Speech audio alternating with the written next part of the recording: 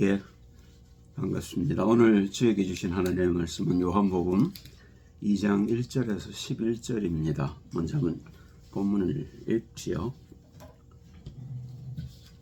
사흘 되던 날에 갈릴리 가나에 혼인이 있어 예수의 어머니도 거기 계시고 예수와 그 제자들도 혼인의 청함을 받았더니 포도주가 모자란지라 예수의 어머니가 예수에게 이르되 저에게 포도주가 없다 하니 예수께서 가라사대 여자여 나와 무슨 상관이 있나이까 내 때가 아직 이르지 못하였나이다. 그 어머니가 하인들에게 이르되 너에게 무슨 말씀을 하시든지 그대로 하라 하니라. 거기 유대인의 결례를 따라 두세 통 드는 돌 항아리 6이 놓였는지라.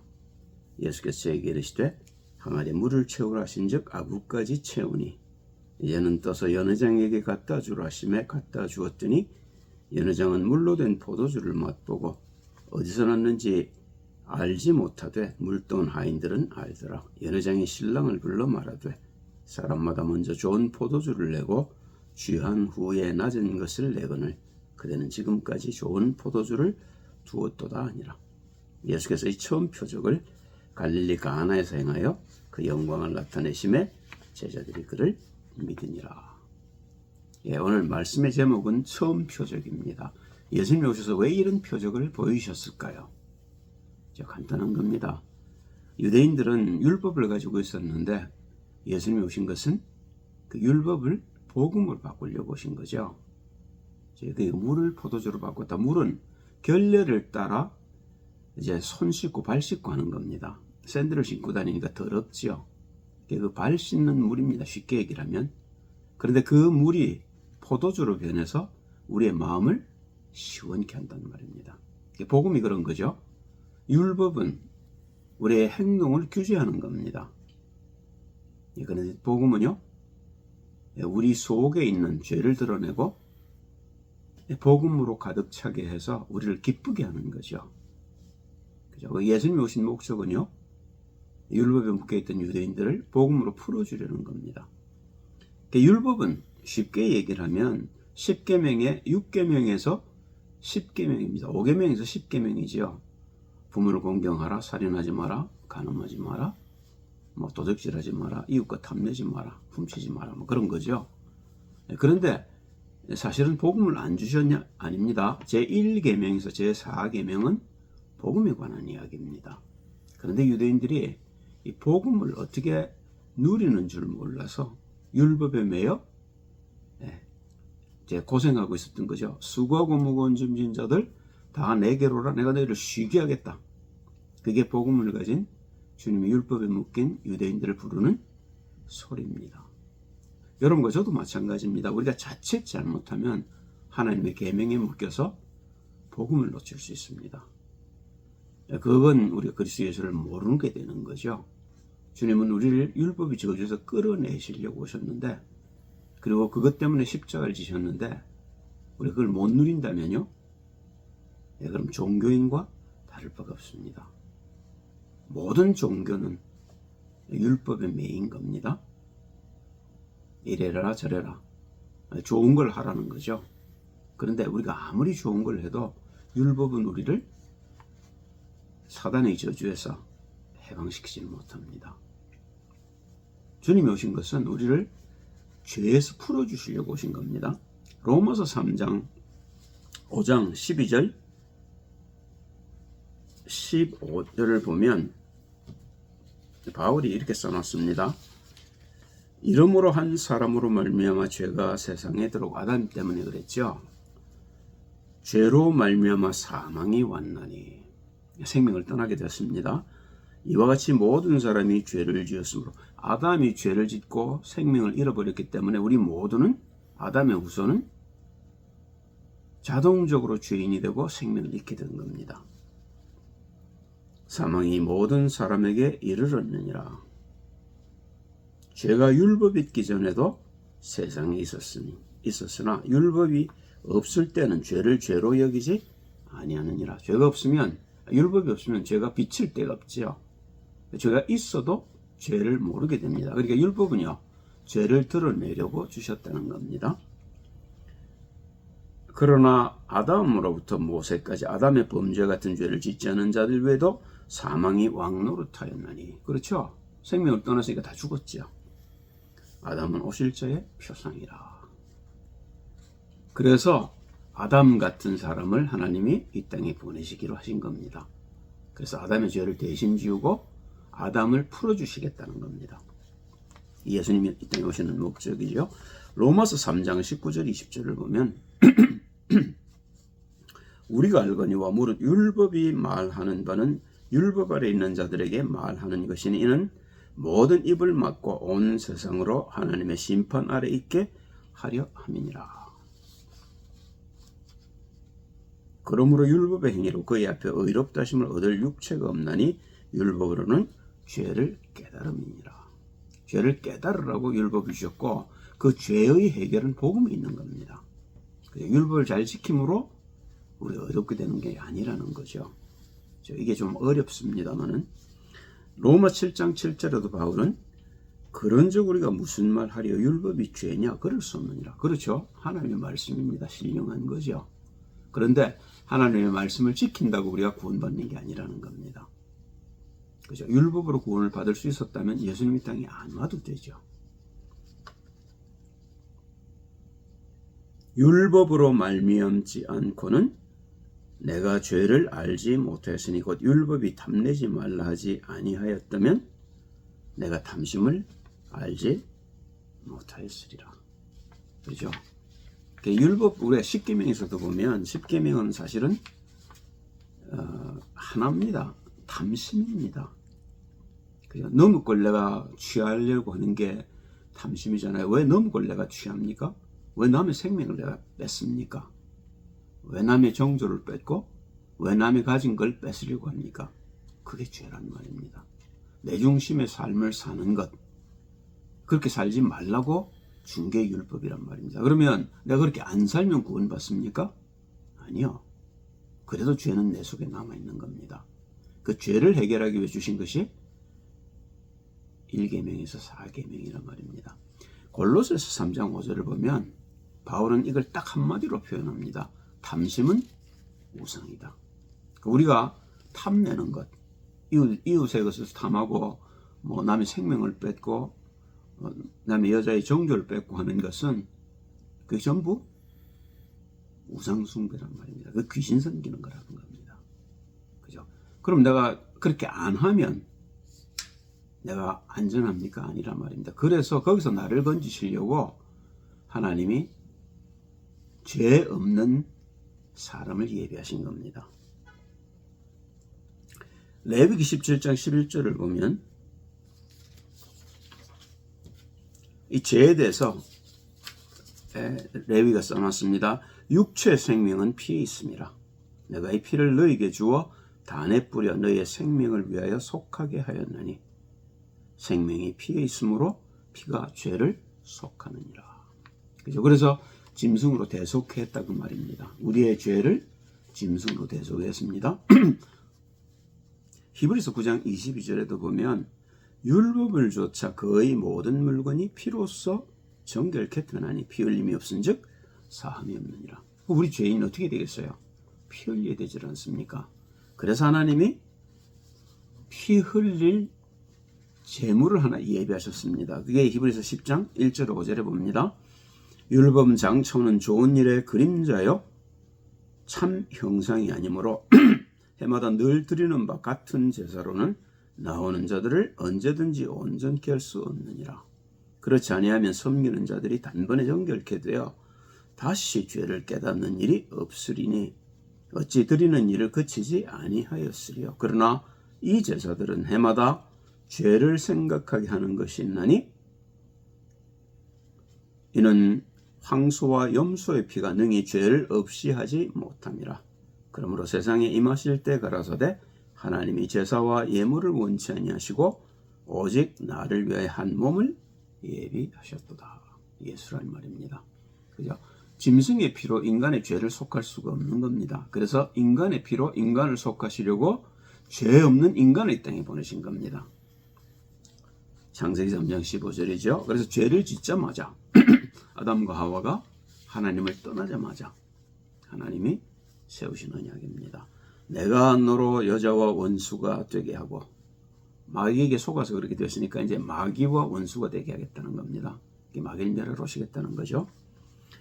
너의 후손도 여자의 후손과 원수가 되게 하리니 여자의 후손은 네 머리를 상하게 할 것이요 너는 그의 발꿈치를 상하게 할 것이니라 하시고. 왜 여자의 후손입니까? 남자의 후손, 아담의 후손은 전부 죄인이기 때문에 그런 거죠. 그래서 처녀가 잉태의 아들을 낳으리니 그 이름을 임마누엘이 하리라 했던 겁니다. 자, 마태복음 1장 18절에서 조금 내가 빨리 갔네요. 예, 이사야서 7장 14절에 그러므로 주께서 친히 징조로 너에게 주실 것이라. 보라, 처녀가 잉태의 아들을 낳을 것이요 그 이름을 임마누엘이라 하리라. 처녀가 애를 낳았으니 여자의 후손이, 그러니까 남자의 후손이 아니라는 거죠. 죄 없이 땅에 제물로 사람을 보내기 위해서 이렇게 하셨다는 겁니다. 이사야서 9장 6절 7절을 봅니다. 이는 한 아기가 우리에게 낳고 한 아들을 우리에게 주신 바 되었는데 그 어깨는 정사를 메었고 나라를 갖고 왔다 그 말입니다. 그러니까 하나님의 나라를 그 어깨에 메고 왔다 그 말입니다. 그 이름은 기묘자라 모사라. 영어 성경에 보면 Wonderful Counselor라고 했어요. 성령이란 말입니다. 그 이름이 전능하신 하나님이라 영존하시는 아버지라 평강의 왕이라 할 것임이라. 예수님은 육신을 갖고 오신 하나님이란 말입니다. 육신을 입었기 때문에 하나님의 아들이라고 우리가 부르는 겁니다.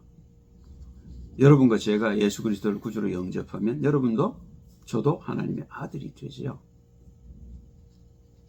하나님의 형상을 가지게 됐다고 말입니다.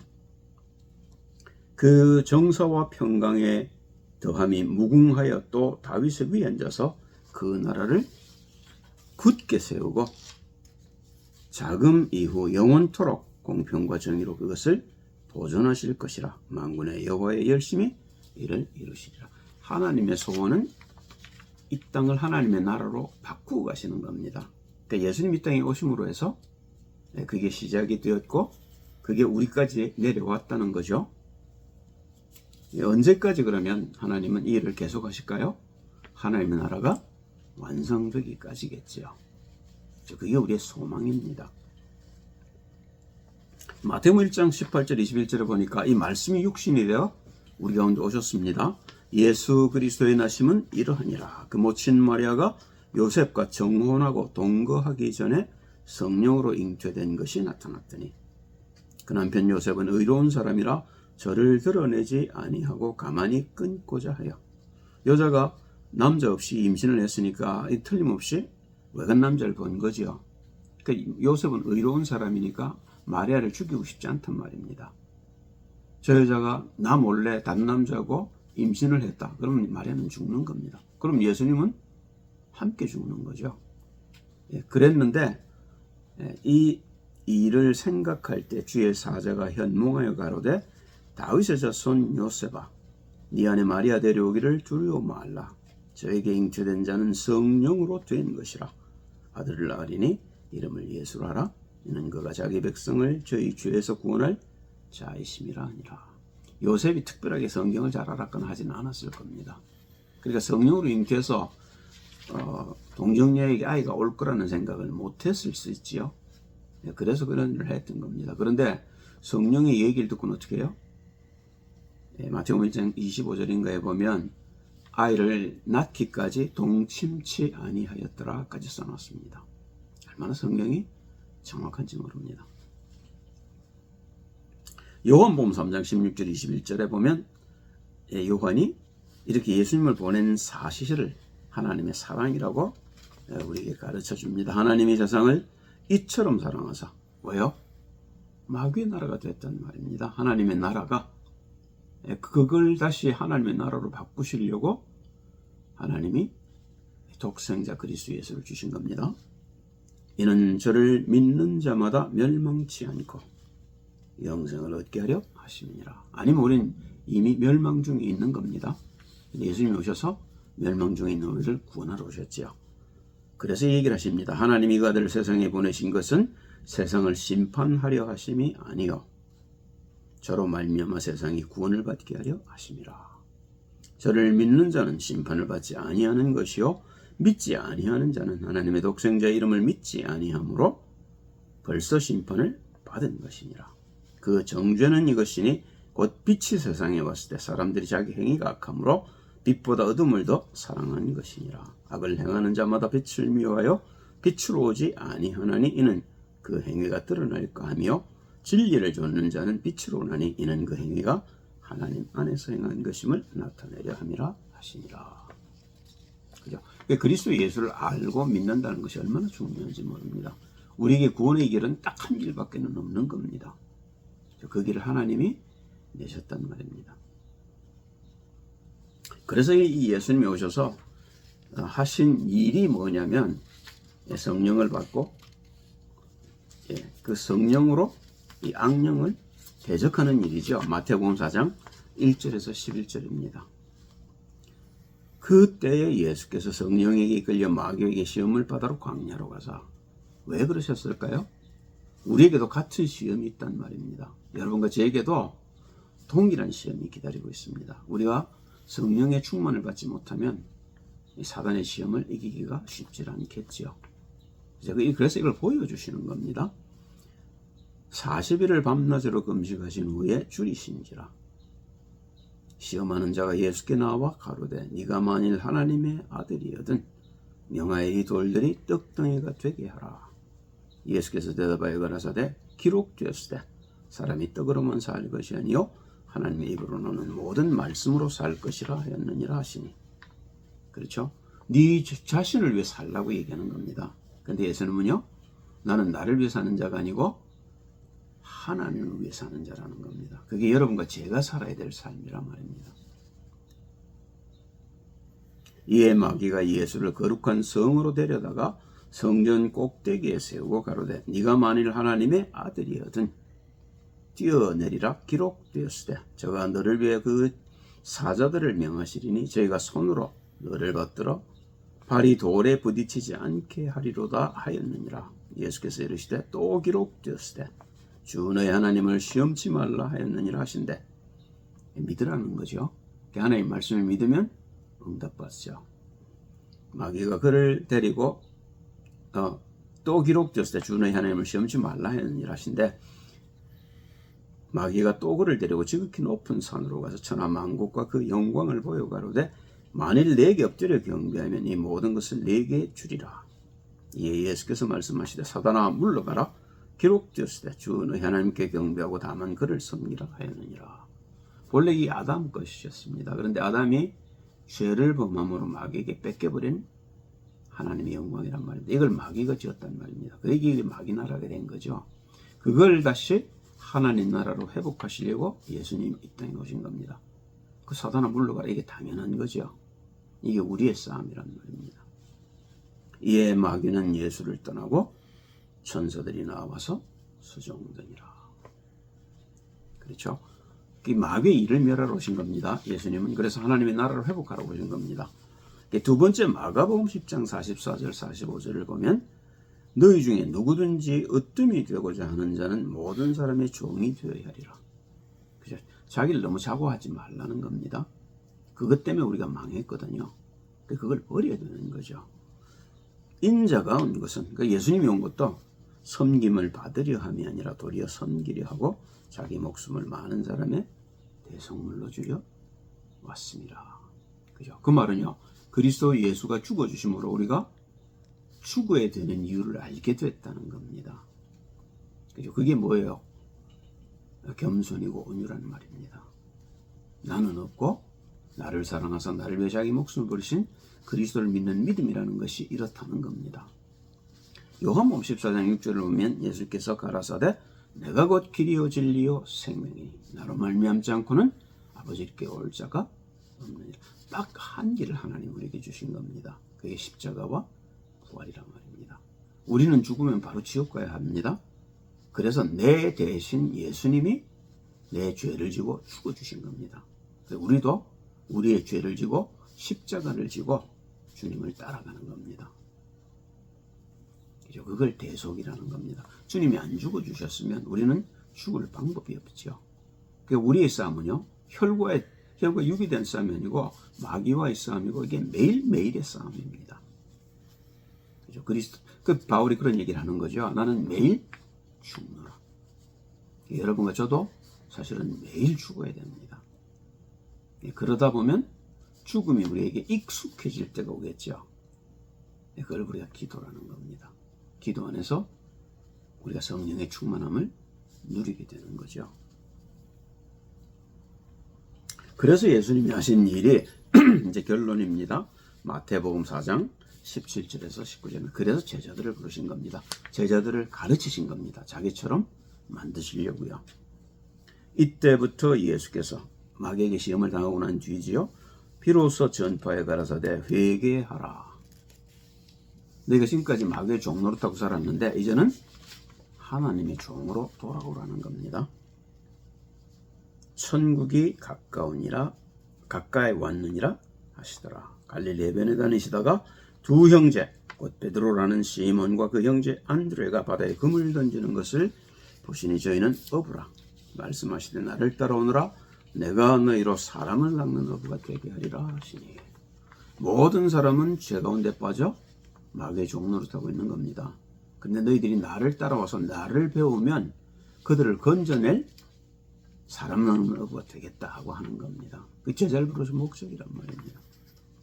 요한복음 1장 12절에 영접하는 자, 곧 그 이름을 믿는 자들에게는 하나님의 자녀가 되는 권세를 주셨으니. 그래서 그 이름을 영접하라는 겁니다. 그리고 그 이름과 함께 임마누엘 하라는 겁니다. 지금까지 너희가 마귀와 하나가 되어 살았다면 이제는 하나님과 하나 되어 살라는 겁니다. 자, 그러면 하나님이 성령을 보내실 텐데 그 성령이 우리에게 하시는 일이요. 생명나무에 과일을 따게 하는 겁니다. 하나님의 말씀을 알게 하는 거죠. 요한복음 16장 13절입니다. 그러하나 진리의 성령이 오시면 그가 너희를 모든 진리 가운데로 인도하시리니 그가 자의로 말하지 않고 오직 듣는 것을 말하시며 장래의 일을 너희에게 알리시리라. 자, 그러면 어떻게 될까요? 요한복음 8장 31절 32절입니다. 그러므로 예수께서 자기를 믿은 유대인들에게 이르시되 너희가 내 말에 거하면 참 내 제자가 되고 진리를 알지니 진리가 너희를 자유케 하리라. 그리스도 예수께서 아직도 우리가 묶여있는 이 저주의 세력 가운데서 우리를 건져내시려고 하신 일이 십자가와 부활입니다. 그리고 우리에게 주신 것이 성령이란 말입니다. 그래서 우리가 성령의 충만함을 잊게 되면 이 성령이 우리를 진리 가운데 인도해서 진리 속에서 우리가 갖고 있던 죄들을 알게 해주셔요. 그래서 그 죄에서 벗어나게 해주십니다. 그게 우리가 십자가를 지고 주님을 따라가는 일입니다. 주님은 우리를 다시 거룩하게 하시고 하나님의 자녀로 삼으셔서 하나님의 영상을 회복할 수 있도록 우리에게 길을 여신 거죠. 그게 십자가와 부활입니다. 여러분 속에 여러분을 구하신 주 예수 그리스도께서 주인 되시고 그 주인의 음성을 듣고 우리가 그 주인의 가르침을 따라가면 어느 날 세상을 이긴 예수님이 우리로 세상을 이기게 해주실 겁니다. 그게 하나님의 영광이고 그 하나님의 영광 때문에 하나님이 오늘도 여러분과 저를 말씀 속으로 인도하셨습니다. 기도합니다. 할렐루야. 주님 찬양드립니다. 이제 성령으로 충만케 하셔서 육신을 붙들지 않게 도우시고 하나님의 음성을 듣고 하나님이 인도하는 대로 따라가서 성령의 역사를 보게 하옵소서. 주 예수 그리스도의 이름으로 기도합니다. 아멘.